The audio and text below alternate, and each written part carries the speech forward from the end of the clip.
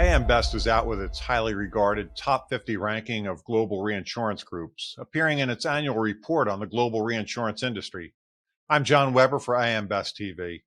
Here to discuss this year's findings is Clare Finnegan, an AM Best senior financial analyst.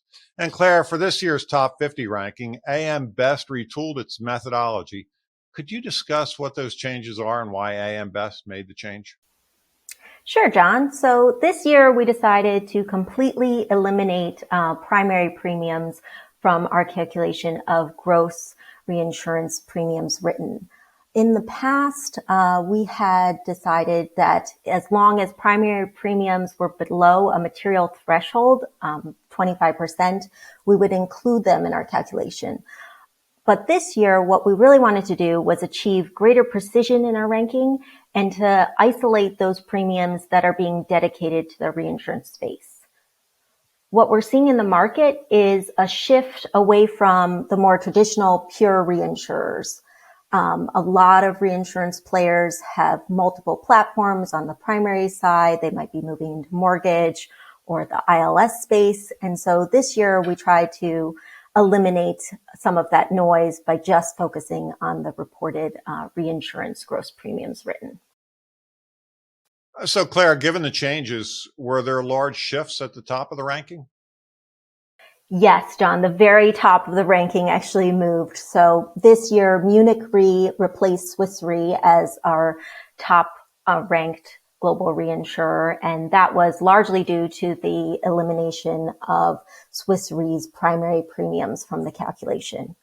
If we had eliminated them last year in our 2019 year-end ranking, Munich Re would have been first then as well. Were there any notable movements up or down the ranking? There were quite a few movements this year. Tianhai Re was our biggest increase this year, moving up 5 places. It's continued to move up the ranks since its first inclusion a couple years ago.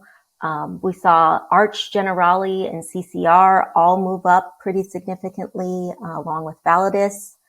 On the downward side, we saw Hiscox move down 7 spots, and then IRB and Qatar Re moving down 6. And then we also saw Access move downward 5 spots.